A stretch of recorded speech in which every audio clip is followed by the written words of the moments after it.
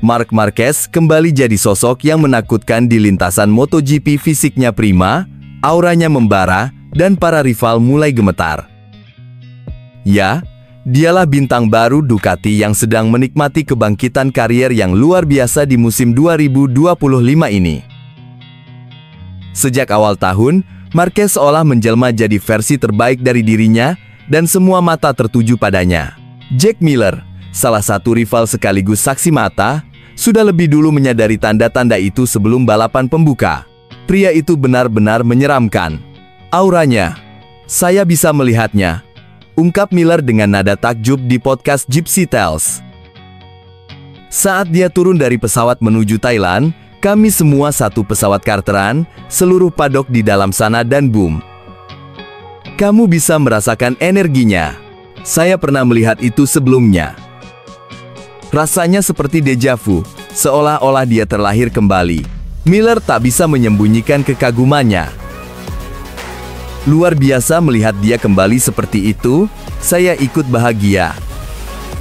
Hanya dia yang tahu betapa kelam jalan yang telah ia tempuh, saya yakin itu bukan sekadar masa sulit, itu adalah neraka. Ia melanjutkan dengan penuh semangat, katakan apapun tentang dia, tapi pria ini berjuang habis-habisan. Lihat kondisi fisiknya tahun ini, dia berubah total. Kurus, kencang, seperti kuda pacuan. Dia siap tempur. Dia merasakannya, dia tahu ini saatnya, dan dia mengeksekusinya tanpa ragu. Sosok Marquez yang sekarang adalah gabungan tekad baja dan tubuh yang telah ditempa ulang. Setelah cedera brutal di tahun 2020 yang hampir mengakhiri kariernya, dan rangkaian kecelakaan mengerikan sepanjang musim 2023 bersama Honda yang terus mengecewakan, kini dia bangkit sebagai alien sejati. Dia bukan pembalap biasa, ucap Miller dengan nada serius. Dia itu makhluk dari dimensi lain. Dia mengendarai motor sampai batas paling gila, sampai bannya lepas pun, dia masih menekan.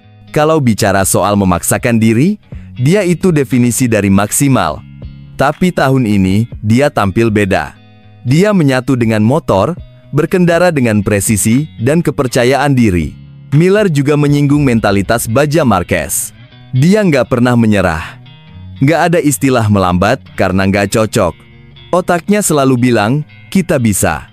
Ini bisa berhasil. Dan kalaupun harus jatuh, dia rela mati di atas pedang.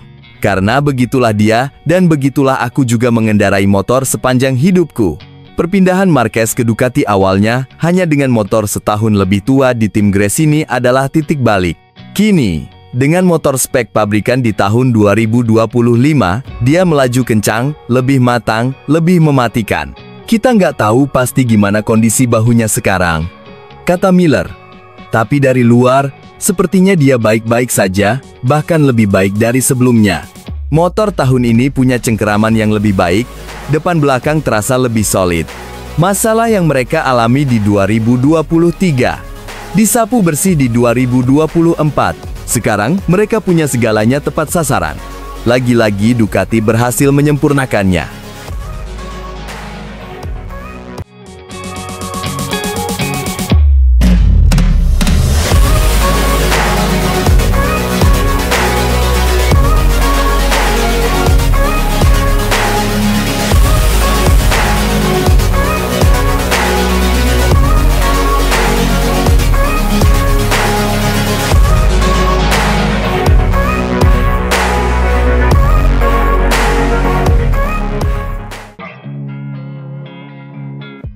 Kemenangan dominan dari Marc Marquez di tahun 2025 itu sudah bukan berita baru lagi. Tapi jangan salah, bahkan Grand Prix MotoGP Qatar kali ini menyimpan kejutan besar bagi sang raja 8 gelar dunia.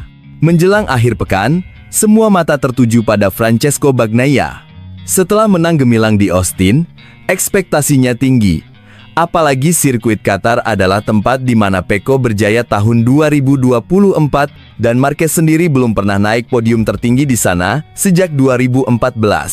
Tapi takdir berkata lain. Saat bendera finish dikibarkan, satu nama kembali berdiri paling atas, Marc Marquez. Kemenangan ketiga musim ini, dan semuanya didapat dengan cara yang luar biasa. Secara prediksi, ya, ini bisa dibilang kejutan. Tapi bagi Marquez, kejutan sebenarnya justru datang dari sosok Maverick Vinales. Si pembalap Tech 3 KTM ini tampil menggila, memimpin 5 lap di tengah balapan, bahkan sempat melintasi garis finish di posisi kedua. Tapi sayang seribu sayang, impian itu direnggut oleh penalti 16 detik karena melanggar tekanan ban depan. Dari posisi 2, langsung terlempar ke posisi 14. Dramatis banget. Yang lebih lucu lagi, Marquez mengira yang menyalipnya saat itu adalah Pedro Acosta. Wajar sih, livery KTM pabrikan dan tim Tech 3 memang mirip-mirip. Tapi saat tahu itu Vinales, Marquez pun mengaku terkejut setengah mati. Itu benar-benar kejutan. Saat Maverick nyalip saya pikir itu Acosta, karena biasanya dia yang paling cepat dari KTM. Tapi pas sadar itu Vinales, saya langsung mikir, wah gila juga ini orang, ngebut banget. Ujar Marquez sambil tertawa. Tapi saya masih punya cadangan tenaga buat akhir lomba. Masih ada 2 atau 3/10 detik yang saya simpan khusus buat momen itu. Di awal balapan, Marquez bermain cerdas. Ia sengaja mengatur ritme, menjaga ban depan tetap stabil. Morbidelli memimpin sejak lap pertama sampai lap ke-10, tapi Marquez tahu betul, kecepatan Morbidelli nggak bakal tahan lama. Titik baliknya, saat Bagnaia menyalip di lap ke-5. Saat Pecco salip saya, disitulah balapan sebenarnya dimulai. Kata Marquez penuh semangat, langsung saya tancap gas. Dan benar saja, Marquez kembali merebut posisi kedua di lap ke-7, lalu terus melaju dengan kecepatan luar biasa di sisa balapan. Dari lap 18, Marquez stabil di angka 1 menit 52 detik, sementara Bagnaia mulai kehilangan grip, turun ke kisaran 1 menit 53 detik. Satu-satunya yang masih mampu mengimbangi, ya, Vinales. Tapi bahkan dia pun tak mampu bertahan hingga akhir, baru drop ke 1 menit 53 detik 53 di lap ke-21.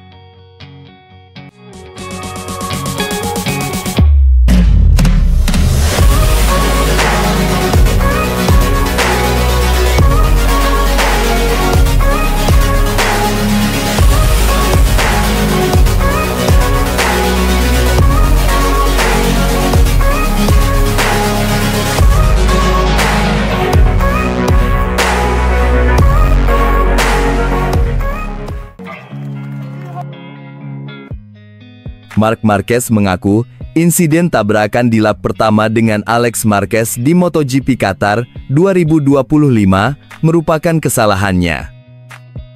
Marquez berhasil menyapu bersih kemenangan di sirkuit Lusail. Setelah menang di sprint race, pembalap Ducati itu sukses mengalahkan rekan setimnya, Francesco Bagnaia, di balapan Grand Prix MotoGP Qatar 2025. Marquez sebenarnya mengalahkan Maverick Vinales di posisi kedua. Namun, Vinales terkena penalti 16 detik karena pelanggaran tekanan ban. Penalti itu membuat Bagnaia dinyatakan finish posisi kedua dan Franco Morbidelli merebut podium ketiga. Balapan Marquez di MotoGP Qatar 2025 nyaris berakhir dengan cepat. Juara dunia MotoGP 6 kali itu tabrakan dengan sang adik, Alex, di tikungan pertama lap pertama. Alex menabrak bagian belakang Marquez hingga bagian sayap belakang The Baby Alien lepas. Meski ditabrak Alex, Marquez mengakui insiden di lap pertama itu adalah kesalahannya. Hal itu dikarenakan Marquez mengurangi kecepatan secara tiba-tiba di tikungan karena merasa ada yang salah dengan bagian belakang sepeda motornya. Kontak dengan Alex sedikit lebih merupakan kesalahan saya daripada kesalahan dia. Karena saya baru saja membuka gas, dan saya merasa seperti bagian belakang motor bergerak. Saya menutup gas lagi, dan dia tidak mengharapkannya.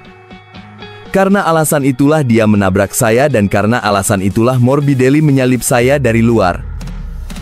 Ucap Marquez dikutip dari Crash. Beruntung tabrakan di tikungan pertama itu tidak membuat Marquez dan Alex jatuh. Marquez kemudian memenangi balapan, sementara Alex finish posisi ke-6 meski sempat terkena long lap penalti karena menabrak Fabio Di Giannantonio. Itu lebih kepada kesalahan saya. Untungnya, kami berdua tetap berada di atas motor kami. Tidak bermasalah dengan motor. Saya hanya kehilangan sayap terkecil dari jok. Jadi, saya tidak merasakan apapun, kata Marquez. Marc Marquez mengambil alih puncak klasemen MotoGP 2025 lagi usai memenangi MotoGP Qatar 2025. The Baby Alien kembali mengungguli adiknya, Alex Marquez. Marc Marquez menjadi pemenang seri keempat MotoGP 2025. Balapan di sirkuit Lusail, Doha, Senin dini hari waktu Indonesia Barat, rider Spanyol itu menjadi yang tercepat. Sempat keteteran di awal race, Marquez bisa mengalahkan Franco Morbidelli dan Maverick Vinales yang sempat memimpin perlombaan. Saat lawannya kesulitan dengan ban, Marquez melesat dan finish pertama. Sementara itu, Vinales akhirnya dihukum kehilangan posisi 2 karena melanggar aturan tekanan ban. Rider Red Bull KTM Tech3 itu gagal mencapai tekanan minimum ban selama 60% perlombaan. Ia dijatuhi penalti 16 detik, sehingga posisi 2-nya sirna berganti menjadi finish di peringkat 14. Kondisi itu membuat finisher setelah Vinales di race, dari mulai Bagnaia hingga posisi 14, naik satu strip. Raihan poin yang didapat masing rider akhirnya juga berubah. Bagi Marc Marquez, yang menyempurnakan seri Qatar usai sebelumnya memenangi sprint race di Lusail, membawanya kembali ke puncak klasemen MotoGP 2025. The Baby Alien kembali ke posisi teratas. Hasil oke itu membuat Marquez kembali ke puncak klasemen MotoGP 2025. Rider berusia 32 tahun itu kini mengemas 123 poin, menyalip Alex Marquez.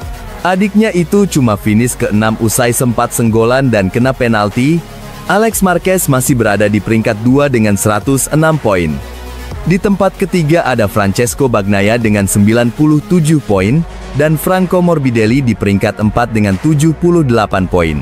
Fabio Di Giannantonio di peringkat 5 klasemen MotoGP 2025 dengan 48 poin, usai finish ke-16 di Qatar.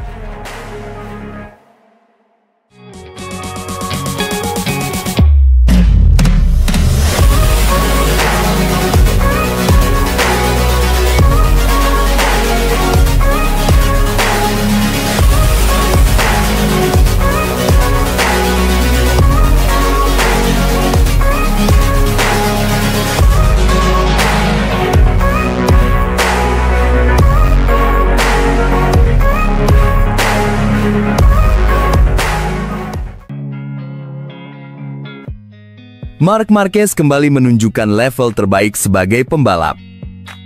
Ia memenangkan balapan minggu MotoGP Qatar sekaligus melakukan sapu bersih untuk ketiga kalinya musim ini. Dengan format balapan yang kini memanggungkan 2 balapan tiap seri lewat kehadiran sprint race, tentu berat bagi pembalap untuk bisa konsisten di 2 balapan tersebut. Namun Marc Marquez bisa 3 kali melakukannya. Marc Marquez melakukan sapu bersih, alias merebut poin maksimal 37 angka di MotoGP Thailand, MotoGP Argentina, dan MotoGP Qatar. Hanya di MotoGP Amerika Serikat, Marc Marquez tak mampu melakukan sapu bersih. Namun bila merujuk penampilan Marc Marquez di Amerika Serikat, sejatinya Baby Alien punya peluang bagus untuk melakukan sapu bersih. Saat itu Marc Marquez mengalami kecelakaan ketika memimpin balapan, sehingga peluang untuk jadi yang tercepat pun menguap dan ia gagal finish di seri tersebut. Dengan penampilan agresif dari Marc Marquez di awal musim MotoGP 2025, namanya pun makin melesat di klasemen MotoGP 2025. Marc Marquez saat ini memimpin klasemen dengan koleksi 123 poin, unggul 17 angka dari Alex Marquez yang ada di posisi kedua. Kondisi ini membuat Marc Marquez jadi favorit untuk juara dunia MotoGP 2025. Belum ada pembalap yang benar-benar bisa jadi lawan tangguh untuk dirinya.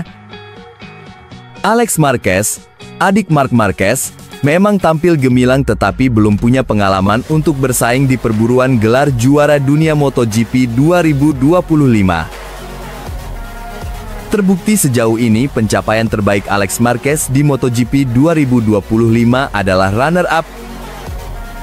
Sedangkan Pecco Bagnaia yang juga menggenggam 2 gelar juara dunia dan saat ini merupakan rekan setim Marc Marquez, belum mencapai level terbaik dengan motor Desmosedici seperti halnya Marc Marquez. Marc Marquez menjadi pemenang MotoGP Qatar dengan selisih 1,8 detik dari Maverick Vinales yang finish di posisi kedua. Walau punya selisih waktu yang signifikan, bukan berarti balapan MotoGP Qatar jadi balapan yang mudah bagi Marc Marquez. Marc Marquez sempat terlibat insiden senggolan dengan Alex Marquez. Bagian belakang sebelah kanan motor Marc Marquez ditabrak sehingga ia sempat kehilangan posisi pertama dan harus berjuang keras untuk kembali jadi yang terdepan. Dengan tambahan 25 poin di tangan, Marc Marquez kini punya koleksi 123 poin. Kabar baik bertambah bagi Marc Marquez, karena Alex Marquez menjalani hari yang kurang bagus. Alex Marquez sempat kembali terlibat insiden dengan Fabio Di Giannantonio. Dengan segala kesulitan, Alex Marquez bisa finish di posisi ke-7. Tambahan 9 angka dari MotoGP Qatar membuat Alex Marquez punya koleksi 105 poin. Keberhasilan Marc Marquez menciptakan selisih 18 poin atas Alex Marquez membuat namanya kembali berkibar sebagai favorit juara di MotoGP 2025. Blunder yang ia lakukan di MotoGP Amerika sudah dibayar lunas. Pecco Bagnaia masih bertengger di posisi ketiga. Bagnaia finish di peringkat ketiga pada MotoGP Qatar. Ia sempat bertarung memperebutkan posisi pertama dengan Marc Marquez dan Maverick Vinales, namun pada akhirnya tertinggal dari 2 pembalap tersebut di paruh akhir balapan.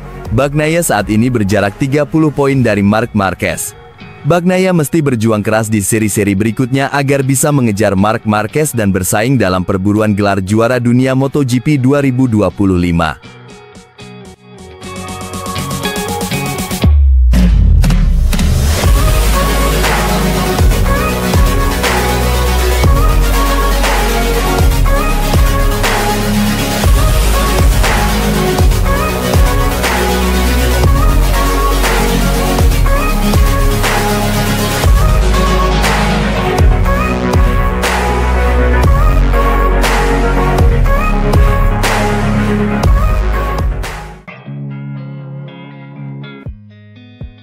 Francesco Bagnaia, sang juara dunia 2 kali, tak mampu menyembunyikan rasa frustrasinya. Ia memulai hari dengan performa luar biasa, penuh percaya diri meski memakai ban bekas. Tapi satu kesalahan di kualifikasi. Satu momen fatal di tikungan keempat, menghancurkan semua rencana. Dalam perbincangannya dengan jurnalis kawakan Manuel Pecino, Pecco tak menutupi rasa kecewanya. Ia mengakui, start dari belakang jadi momok menakutkan baginya. Kalau aku nggak start di depan, semuanya jadi lebih sulit. Aku nggak cukup agresif saat pengereman, dan aku kehilangan terlalu banyak waktu. Meski kecewa, matanya tetap menyala dengan semangat juang. Ia tahu, balapan utama bukan sekadar kesempatan kedua, ini adalah ajang pembuktian. Aku yakin, besok akan berbeda. Di balapan panjang, aku bisa tampil lebih agresif, lebih cepat. Aku tahu aku bisa bertarung untuk menang. Pecco mengakui, ia terlalu memaksakan diri saat mencoba memperbaiki catatan waktunya. Ban kedua memberinya kepercayaan diri, tapi di tikungan keempat, ia masuk terlalu kencang dan jatuh. Mungkin aku harus lebih tenang, tapi kalau nggak mencoba di momen itu, lalu kapan lagi? Ya, itu kesalahanku, aku akui. Sudah 3 tahun terakhir ini, Pecco mengamati pola yang menyebalkan. Sprint race selalu jadi tantangan berat jika ia tak start dari depan. Aku nggak bisa mendekat, pengeremanku nggak cukup agresif. Padahal ritmenya ada, podiumnya bisa dicapai, bahkan dari posisi 11. Serunya penuh emosi. Tapi hari ini, aku gagal memaksimalkan apa yang kumiliki. Rasanya nyesek, masalah teknis juga menjadi duri dalam daging. Tangki bahan bakar Ducati yang ideal untuk rekan-rekannya ternyata jadi hambatan buat Pecco. Mungkin aku harus ganti tipe tangki. Tapi sayangnya, ini masalah yang hanya aku rasakan. Pembalap lain bisa memaksimalkan semuanya, tapi kalau aku nggak start di depan, semuanya jadi lebih rumit. Meski segala hal berjalan tak sesuai harapan, Pecco tak kehilangan fokus. Ia sadar, 1 poin pun bisa jadi penentu di akhir musim. Lihat tahun lalu, aku kehilangan gelar karena selisih 10 poin. Setiap angka itu berarti.